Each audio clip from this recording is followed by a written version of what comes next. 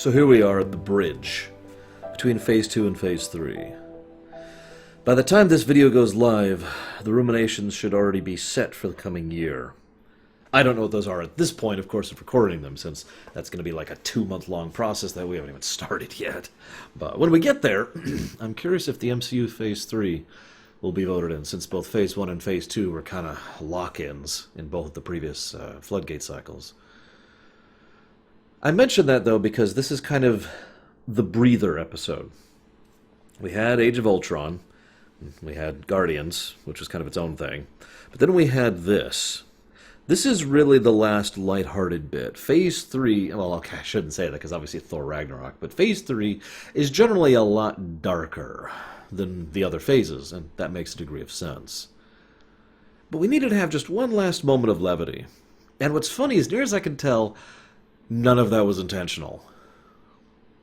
Now, this is one of the rare movies along this series of films I've been talking about for the last few months where I basically can't give you proper behind-the-scenes look at because it is so long and extensive. There's just so much that happened. This film had been in development hell for 33 years. That's not an exaggeration, by the way. 1980 is when they started working on this film. Or rather, an Ant-Man film. Point in fact, during what I usually like to think of as the second era of films, when it comes to superhero films like the old Spider-Mans, the original X-Men films, the Batman 1, Batman Forever? No, the one before. Batman Returns, that is it. Batman and Batman Returns.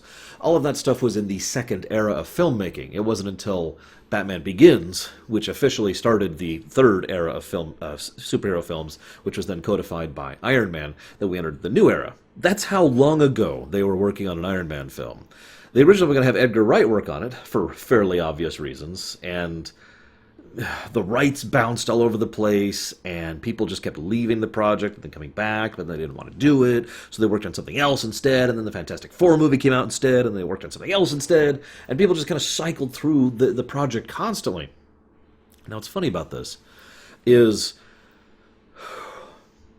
right around when this film was finally entering the point where they were going to do some real work on it was right before Iron Man came out.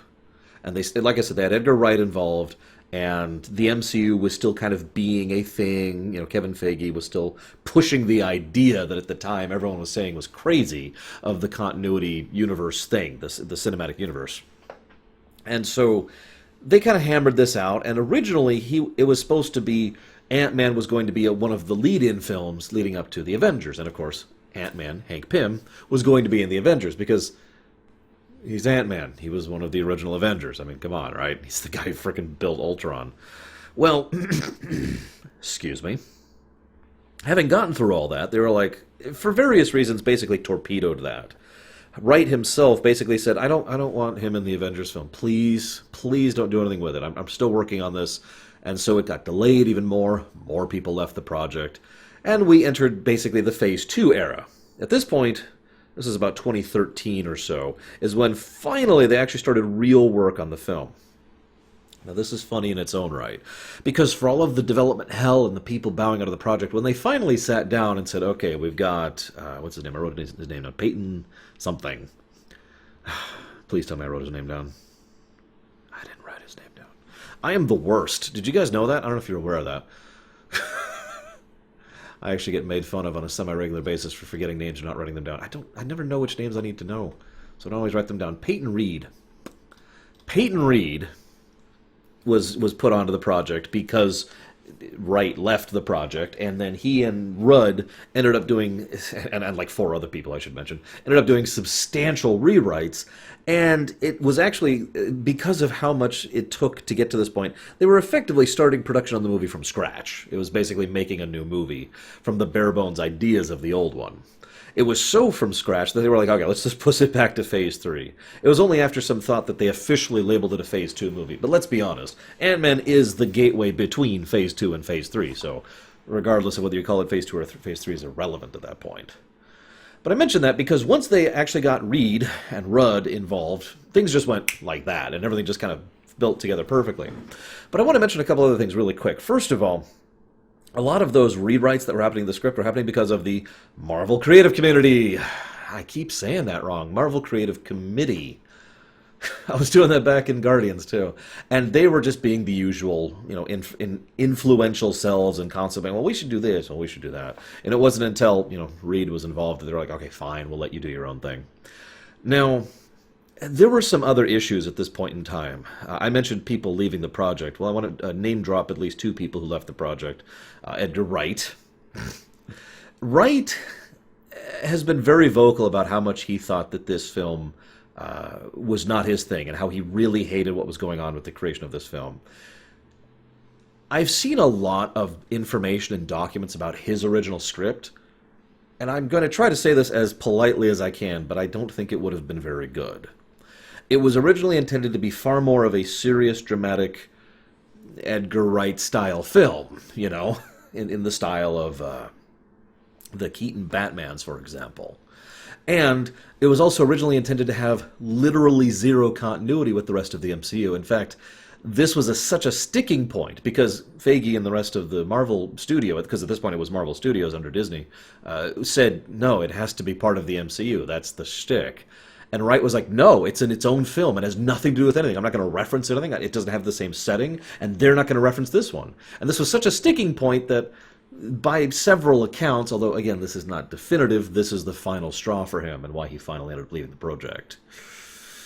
It's also worth noting that this is around when Joss Whedon was basically saying, yeah, I'm getting really sick of this crap because of what happened back in Ultron, which we've already discussed at this point.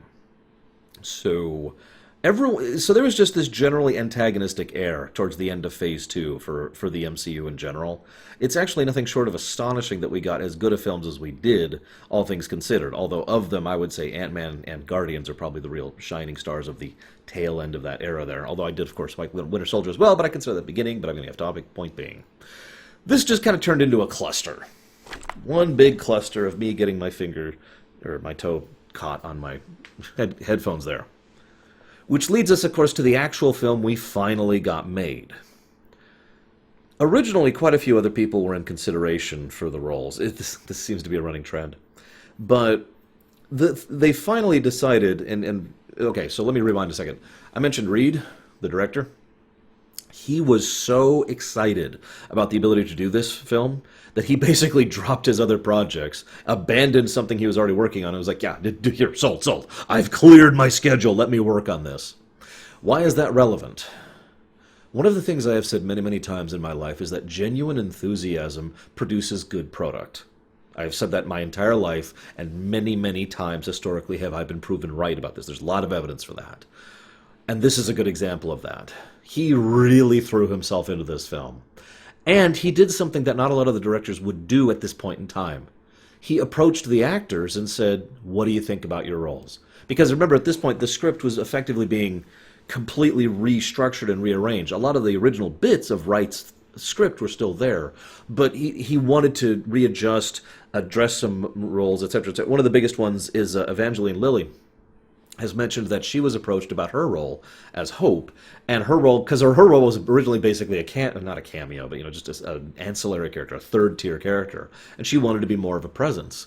And thus her character and her story arc and the connections between her and Hank Pym were brought more to the forefront and made part of the main story part.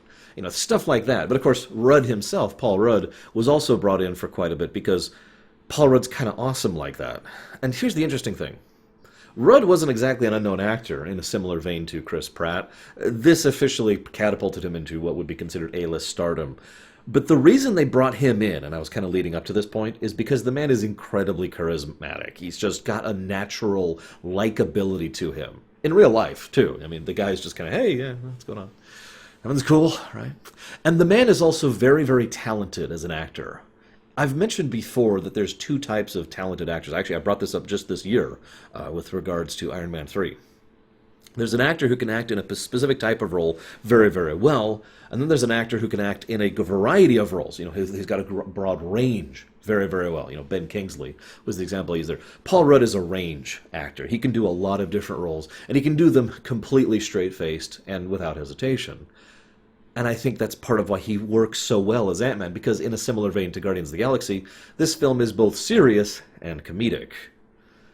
Now, this one tells a lot less jokes than Guardians of the Galaxy, but the overall tone is definitely more lighthearted. This is far more of a family piece than it otherwise could be. It is also probably worth noting that this film is deceptively dark, because the threat of the film is one of those subtle things that most people don't really think about or isn't a grand scale. It is, to use my own analogy here, this is not a T-Rex stampeding towards you, this is a snake biting you in the back of your knee. It's just, what was that? That's the kind of threat being posed here. If Hydra, what's left of Hydra at this point, had actually gotten hold of these suits and the shrinking tech, that's insane. The amount of things they could do with that kind of firepower and weaponry is nuts. Which, I suppose, brings me to the beginning of the film. We see Pym go in to meet with the heads of S.H.I.E.L.D. They're actually building... I don't remember the name of the place. They're building the structure that will be the headquarters for S.H.I.E.L.D. That we see in Captain America Winter Soldier. And we've got Stark is there, Howard Stark, the genius and the funding. We've got Peggy Carter, who is the intelligence genius and who knows the information community. And then we've got Carson. Well, he's Hydra. And it's funny because that's S.H.I.E.L.D. in a nutshell right there, isn't it? Stark, Carter, Carson. Anywho, so we move forward a little bit. We find out that poor Scott is being released from jail. At long last. You've got some weird goodbye rituals, dude. Excuse me, I should say prison. He says several times jail, but there is actually a distinction between jail and prison. And given the sentence he had, this was prison that he was specifically being released by. So he's released from prison. Woo! Luis is there. Can I just take an aside and say really quick that one of the reasons I love this film is the actors. The actors are just great. I'm a decent fan of Douglas. I wasn't ever a huge fan of his because most of the kind of movies he's in were just not my kind of thing. But he's a good actor and he does a good job here. He adds a lot of gravity to his role. Evangeline Lilly, which I really hope I'm pronouncing her name right, is great here. I actually was probably one of the only people who really liked her inclusion back in the Hobbit trilogy, and I think she does an excellent job here as well. She manages to nail, again, several emotions and several perspectives throughout the course of the film, and I think her story going throughout it is as integral as Scott's own. Then we've got the Wombats, who I'm just going to comment on briefly, but they are awesome, and every scene they're in just made me chuckle, or at the very least. And then we have Paxton. I'll talk more about him in a minute, but he does a good job of his role, too. He basically comes across as an honest cop. Trying really hard not to make a comment about that, but also someone who is, let's call him very low scale. He sees this weird, crazy stuff going on. He doesn't even begin to know how to comprehend it. This is so far outside of his pay grade, right? So instead, he's just like, It's only when he is faced with the reality of what's going on and sees that he kind of starts to realize, okay, this is superhero stuff, and he's a superhero trying to save my stepdaughter, or I guess that'd be my daughter-in-law. So I'm kind of with this. And he turns out to be cool in the end. And I actually like that. In fact, even though he had an extremely minor role in Ant-Man and the Wasp, I actually really liked his inclusion in Ant-Man and the Wasp as someone who was supportive and embracing not only of Scott, but of the family as a whole. It was just a great bit. I love the bit where he's like, come on, hug! And he just hugged the whole group. Getting off topic. But you notice I'm dancing around one particular character, and that is Luis, who is awesome. I'm sorry. Michael Pena is a very good actor. But he plays super serious, deathly doom roles, right? Seeing him in this as mine, no, I can't even do it. I can't even begin to portray the character of Luis the way he does. He does a wonderful job of it. Every scene he's in just has me grinning because there's just such a. He's a geek. He's just such a lovable geek. I love it. He's just, oh man, that was super cool. Man, I wish I had a suit. If I had some superpowers. It doesn't even have to be powers, just the suit. Be super cool, yeah. And it's a crazy, crazy, stupid fine. I'm sorry. I'm not making fun of him in any sense of the word. He is awesome. And the Luis sections are some of my favorite parts of the film. Okay, tell me what's going on. Okay, so I got this word from this guy, and he talked to this chick, and she's like, yo, man. And the decision... Brilliant decision on director's part. The decision to go ahead and have the characters, the actors who aren't Luis, moving and speaking with Luis's mannerisms as Luis is narrating them was brilliant. And it sells the visual audio storytelling perfectly. I just wanted to give special praise to that.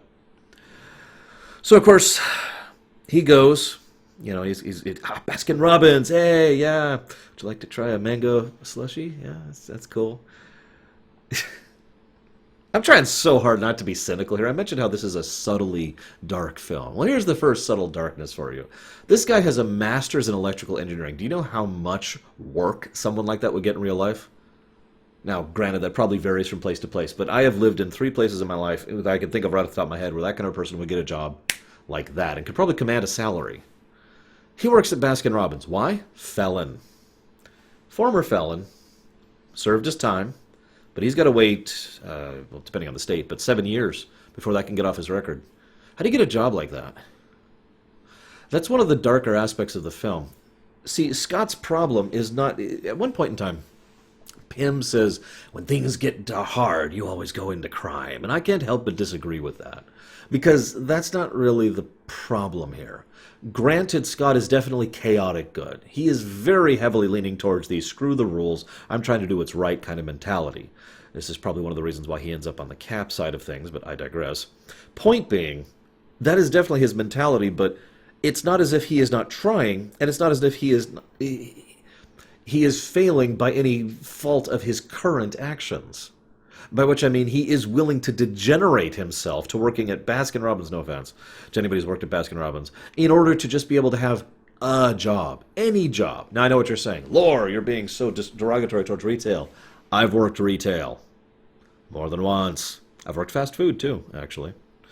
And if you are someone who has a very expensive and long-term college degree in electrical engineering, he has a master's, I want to stress that again, in electrical engineering, and you are reduced to working in retail because that's what you got, that is still basically an insult. However, he is still willing to do that. He is still willing to it's one thing to be like, I will do anything necessary. It's another thing to be willing to humiliate yourself, to accept the shame and embarrassment in order to accomplish something you want. And I like the fact that he puts that effort into it. He is clearly trying. However, he lied to Baskin Robbins about the fact that he was a felon. So they fire him on the spot. Of course they do. Most places don't hire felons, regardless of any circumstances whatsoever. See, this is an interesting factoid for those of you who don't live in the States or have never had to encounter this in your lives.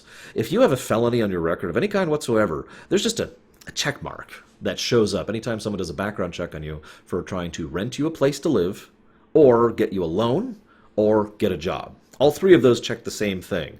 I am being a little bit generalized here because I don't want to get into details, but the simple fact is all 3 of those check for that check mark, right?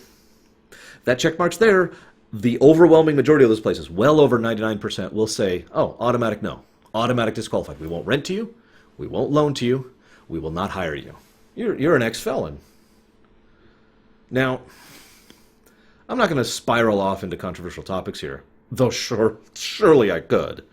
But all I'm going to say is that this helps to emphasize how hopeless and helpless Scott feels in the beginning part of the movie.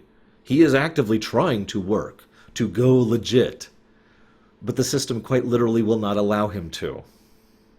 He is actually fortunate, no joke, to have gotten the attention of Pym, because if he hadn't, I guarantee you his story would end very sadly and very shortly. Regardless, moving on. So then we have the Yellow Jacket. Now, first of all, I kind of referenced this earlier, but the Yellow Jacket is actually intimidating looking. I applaud the art designers of this film who managed to take the Yellow Jacket from the comics and actually make it look good. I mean, come on. Have you seen the comics version of the Yellow Jacket? Look it up sometime. He gives a little trailer. You'll notice that everything that is shown in that is a form of either assassination or sabotage. That's the kind of thing you want to sell in the open market. The moment I saw that, I was just kind of like, okay, Cross is the bad guy. I mean, obviously Cross is the bad guy, but I mean, what? And then Hydra guy, we actually don't find out he's Hydra till later, but evil guy, Carson, is like, hey, I will give you way more money if you will sell to me before you sell to anyone else. And he's like, yeah, okay, sure. I like money. Money's cool. That's all I'm interested in is money and self-verification. Corey Stoll plays Cross. He does a good job of it. Let me start with that. I have to say, though, Cross is sadly, a fairly typical MCU villain. Near as I can tell, his characterization is the fact that he is evil, and that he has a gargantuan ego, and that he is smart. It is, of course, worth noting, and Corey Stoll himself has commented on this, that Cross is effectively a version of Hank Pym minus morality. That if you took... Because Hank Pym is already a cantankerous, kind of egomaniacal bastard, right? I mean, I'm sorry. There's a reason he is so much of a pain to everyone around him. This comes up in the second film as well, actually. And the second film, actually, part of his story arc is him trying to overcome his own cantankerous nature and make up for the mistakes of the past. But in this film, he just comes across as someone who's just kind of... but still trying to help Scott out because... Well, forgive me for sharing this quote right now. We are not saving our world. We are saving theirs. That's a great quote, by the way. I really like that quote. It kind of shows that he really does care about the next generation, his daughter, more specifically. And he recognizes very accurately that Scott cares about Cassie, because he does. So the idea of being willing to sacrifice and hurt and die in the service of their world, yes, sold. And that is, of course, what gets Scott on board with this. And if you're paying attention, that's what gets Hope on board with this too. But I'm getting ahead of myself. My point being, that morality, that desire to help others, that is what separates Hank Pym from Cross, and basically is also the only thing that separates him from Cross. Because Cross is just a sociopath, effectively. That brings me to a question, though. How many of you guys think that Cross was always this bad, or that working with the particle affected his brain? They mention that twice in the film. Two times they bring up the fact that the particle has negative effects on the brain. Once Hank mentions it to Scott, and once Hope mentions it to him directly. I can help you. You just need, blah, blah, blah. Do you think that that has any impact? Honest question, because it's left up to our interpretation whether or not Cross was always this deranged maniac or not. Because right at the beginning of the film, well before he ever puts on the suit or shrinks anything or anything like that, he has the shrinking gun, and he shrinks Frank. He assassinates Frank, his own employee, because Frank was concerned about legality. I'm not even going to begin to bring up how he shouldn't have gotten away with that in any way, shape, or form, but the relative point I'm trying to make here is that he was clearly totally okay with cold-bloodedly murdering one of his own people for effectively no reason. And that was towards the beginning of the film. Quick aside, why doesn't he market those? He has a gun that shrinks you down to molecules without doing so accurately. In short, it kills you, but it also gets rid of the body. Do you have any idea how useful of a tool that would be for assassination? I need to kill this person, and there's just a goop pile left. Now, they might be able to identify that goop pile or get some DNA samples from it, but the point is, you have now reduced the problem of assassination from kill, remove body to kill. I mean, God, do you know how much 47 would like to have that? Anyways, I'm getting off topic. So, I want to give special praise to Abby Ryder-Fortson. You're probably thinking, who the hell is that? She plays Cassie. She's adorable. Most kid actors have issues. She's just adorable. That's all I have to add to that. Now, there's an interesting dynamic between Maggie, Paxton, Cassie, and Scott. Unfortunately, it feels weird. They have Judy Greer here, and she basically is an ancillary character, kind of like Hope was supposed to be. But she does a good job with her portrayal because it's clear that she is mostly, how do I put this? Ignorant is the word I want to use. That she is someone who has been hurt by what he did in the past, obviously, because he did go to prison for what he did. And, maybe you should have thought about your daughter before you decided to go to prison for your high morality or whatever. So obviously she has some legitimate anger and grievances towards him. Totally with that. But she doesn't think he's a monster. But at the same time, she seems to think that he should just be able to start over, right? Like, oh, well, now that's done, I'll just go get a job. I've already made my point about the jobs thing, so we can see how that's an inaccurate viewpoint. Now, Paxton, he's interesting because he starts off, and I mentioned this already, but I really want to re-stress this, because Paxton starts off as the jerk.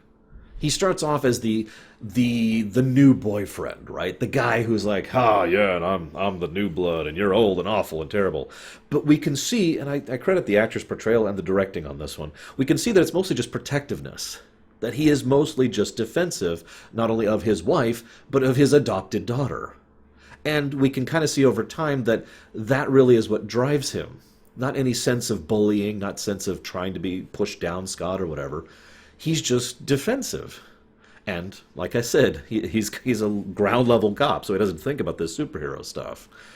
And as we see by the end of the film, he has grown to the... I shouldn't even say grown. It's just more like he has accepted Scott. And I like that. Moving on. So, Luis. I have another note about Luis, because Luis is awesome! I'm sorry. I can't gush enough about Luis. He's so great. So we have the scene where he has to invade the Pym mansion. This is an important scene because, first of all, it's wonderfully low tier. There's no superpowers, there's no mutant abilities, there's no nothing.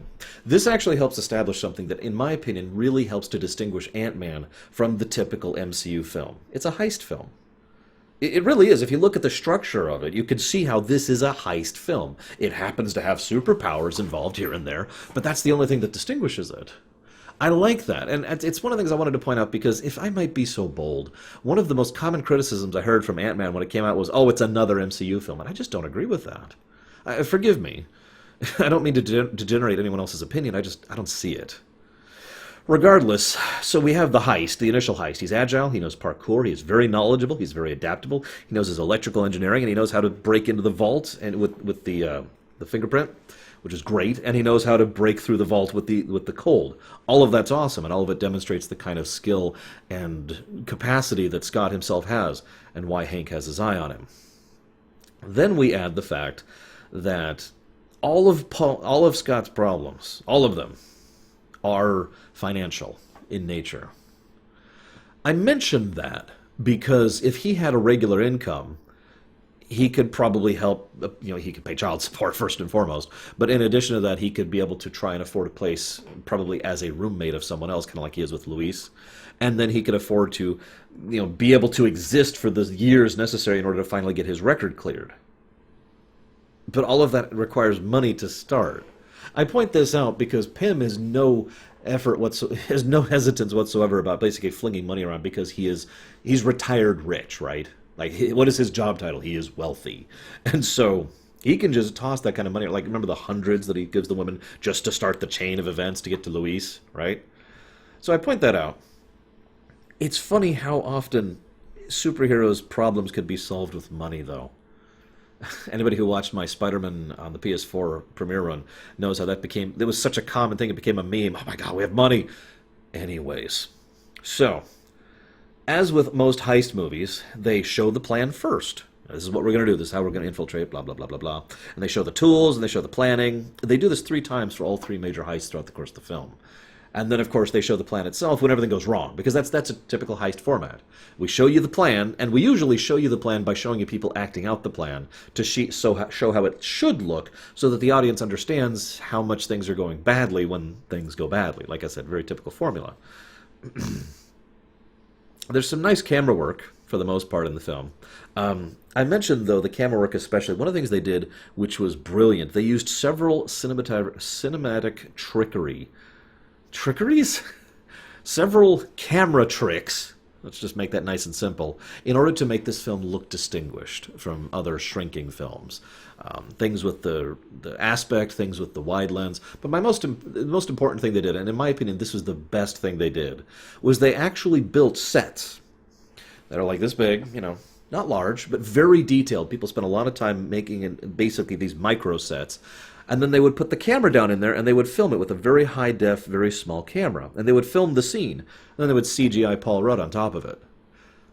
Watching it again, knowing that, because I got to see some of the behind-the-scenes for this film, it actually is very obvious every time they do that. And in my opinion, it really adds to the scene because, well, there's no nice way to put this, because it just looks more real when you're down here looking at this like this, versus when you're up here looking at something that's supposed to be like that. Like, there's just a distinguished, different visual acuity to it that the mind just is like, aha, I'm tiny, and it adds to the flavor of the film wonderfully.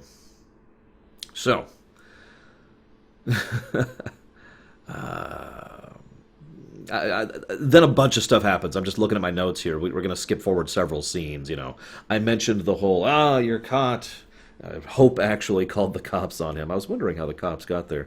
Funnily enough, she didn't know about his daughter. She was just being petty and trying to hurt her dad, which is, as I said, part of the B plot. we learn about how how the ants control works, and how there's a whole origin story thing that normally happens, the learn the power section of the film, which I don't have much to talk about. Although I do have one thing to say. What's funny is the ants themselves are actually surprisingly useful tools, because ants are everywhere, and because ants are easy to make more of them, and there's also a multiple type of ants, and ants in teamwork with other ants can accomplish quite a few things if they were properly organized, as the film itself shows. Now, obviously, the reason they use ants is because he's called Ant-Man, but I have to point out that despite what I've heard several detractors say, the usage of ants makes a lot of sense to me, as long as you can control all the different types of ants equally, and to coordinate them. Think of it this way. How many of you have ever played a real-time strategy game? StarCraft, Warcraft, whatever. Total Annihilation, Age of Empires.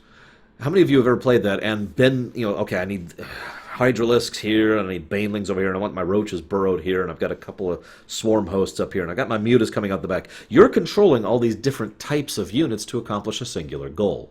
Now imagine for a moment if each of those types of units didn't coordinate with each other and couldn't work towards a singular goal. Well, what you'd have is ants.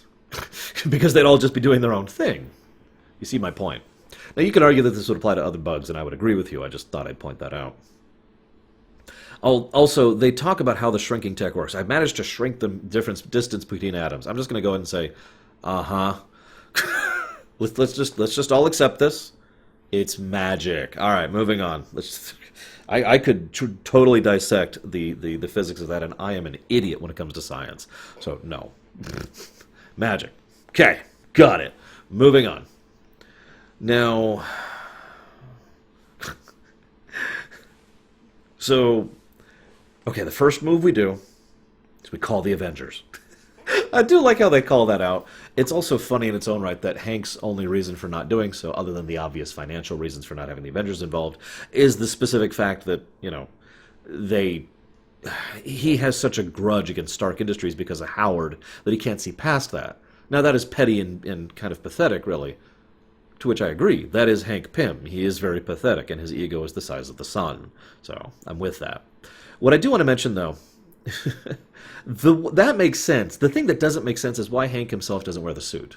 He gives the excuse, "It take a toll on me," which is also implied to be the reason why he doesn't want her to wear the suit, because he wants to protect her from whatever it did to him, and obviously what it did to her mother. But the problem there is they never explain what the toll taken on him was. In fact, I gotta be 100% honest, several times I've seen this film, including this time, I assumed he was just making that up. Oh yeah, it took a toll on me, I can't do it anymore. Because, he's like 50-something or whatever, he can't do this anymore. And of course, immediately after that, he gives the, we do this to save their world speech to Scott, which makes perfect sense for why he would want Scott to wear the suit instead of him, because he is specifically not just trying to save the world with this whole take out the suit thing, but he is specifically trying to help save their world, and Scott understands this, and he wants to reach out and help Scott. I mean, duh, right? That makes sense. The whole "it took a toll on me" thing didn't even have to be there, in my opinion. I want to mention one quick thing about Cross really quick before we move forward. Why, So Cross is obviously evil, right? That's one of his main character traits. Is he also stupid? Okay, so there's a scene where he brings in these sheep, or goats, I'm not sure which, in order to experiment on them. Now, she says, "I thought we were doing mice," and his response is, "What's the difference?" Okay, that's cute. You're trying to show that he's an evil psychopath. That's nice. I'll tell you the difference, even if you have absolutely no care whatsoever about ethics or morality. Money. It is far more difficult and costly to buy a whole bunch of goats, or whatever, than it is to buy a whole bunch of mice. It's also a lot harder and more costly to transport goats, or lamb, or whatever, instead of mice.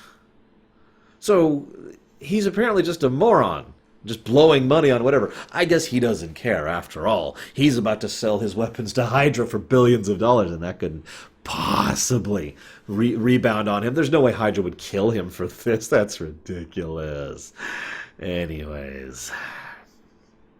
So, Scott and Hope have a good scene shortly after this. Now, this is probably one of the first scenes where we really start to see Hope enter the narrative, because up until this point, she's basically been in the background, scoffing at Scott.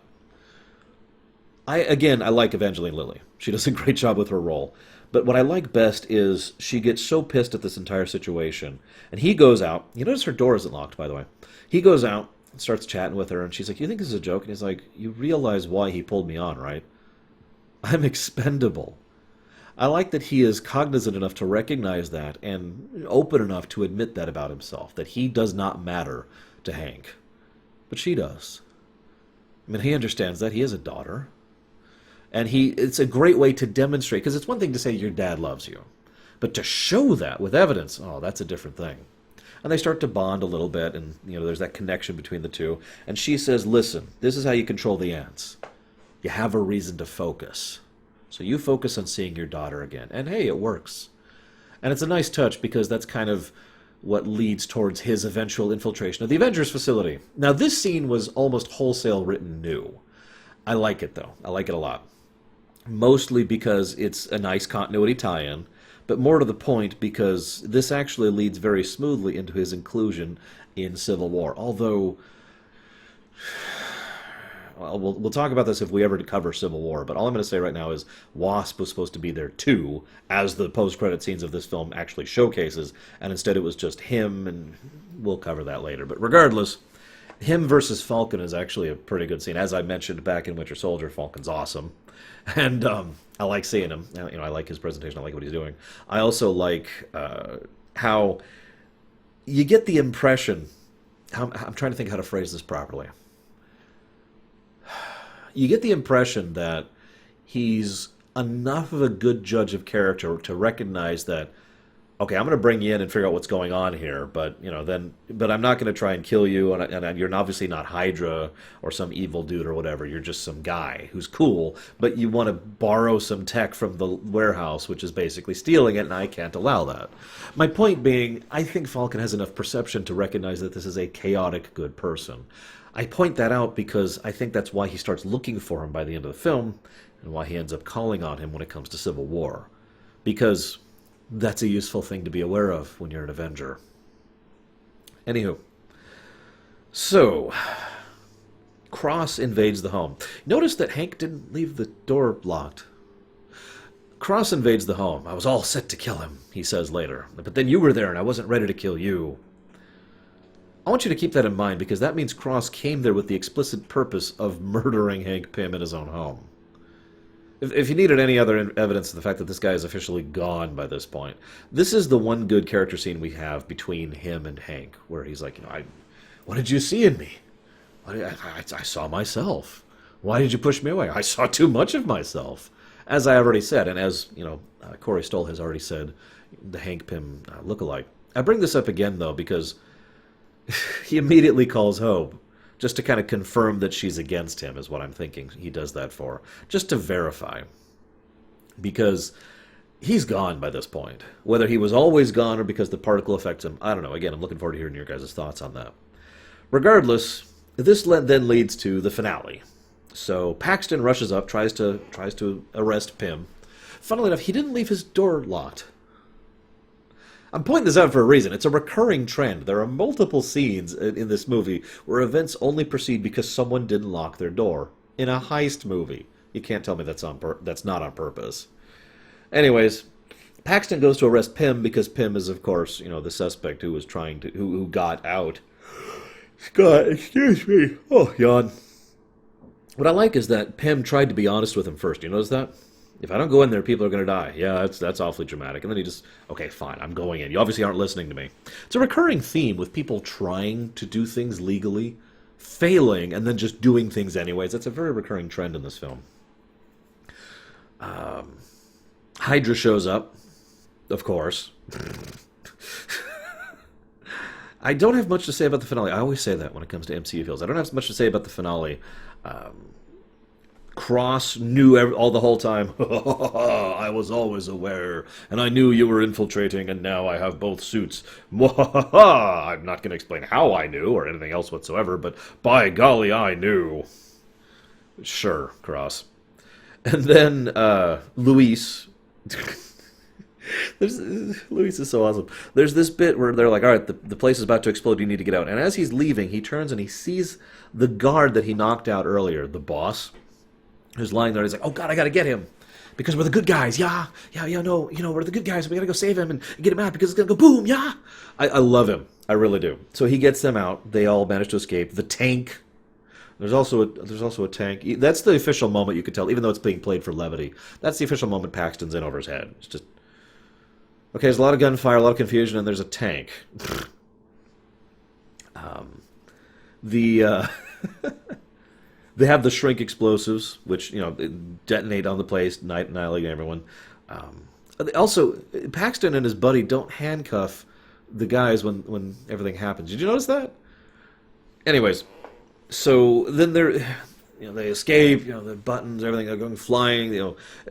Cross is completely lost it. Starts actually shooting inside a helicopter, which tells you that this man has completely lost his mind. And then, of course, he puts on the suit. And the moment he puts on the suit, he's like, yes, I will now kill everyone. I've heard some people complain that, what is it about MCU characters, and the moment they get some superpowers, they go crazy? Now, that is valid in some cases. Point in case, Iron Man 1. Obadiah Stane just suddenly went from, I'm going to have a legitimate business takeover procedure, to, I'm going to kill and brutalize people in open daylight because I got a suit and it's awesome. Okay. But in this case, I think it doesn't quite apply, because as we've already established, this man is loco for Cocoa Puffs long before he actually puts on that suit. As I pointed out, he shoots a man with a shrink ray death gun right in the first act of the film. So they're tumbling through the suitcase. I'm going to disintegrate you. Did it? Playing disintegrate. Little jokes. But I want to talk about the final battle really quick, which happens in Cassie's room, because it's, in my opinion, one of the best constructed final battles we've had in the MCU history. Because you know what I mean, right? Just about every MCU film has the same general format to its final battle. There's usually some kind of army or large force versus either an individual or a large army or force. There's a lot of explosions. There's a lot of CGI. Things are going, oh my god, they're being tossed, and I'm throwing buildings at you, And the hero is always facing off against the villain directly. Oftentimes they have the same type of power. It's a very simple thing, and this is, of course, very MCU, with one notable exception. They accurately portray this exactly how they should. There's several examples of this. I wrote down two, which are my favorite. My favorite is he manages to knock him into the electrical thing from the pool with a ping pong paddle. And it's not like, it's just. And the second is Thomas the Tank Engine. He's like, no! And the music's swelling, oh my god, no! And then the camera just zooms out and we see what's actually happening at normal size.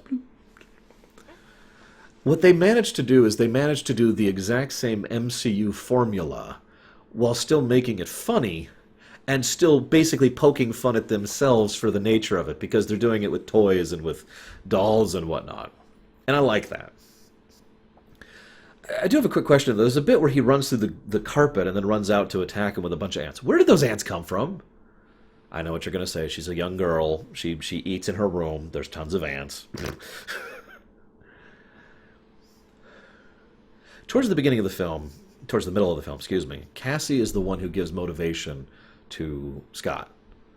She is the one who gives him the focus necessary to start controlling the ants. And I mentioned that would be tested later. Well, it's not with the ants, it's with the shrinking. She is how he gets out of the quantum realm.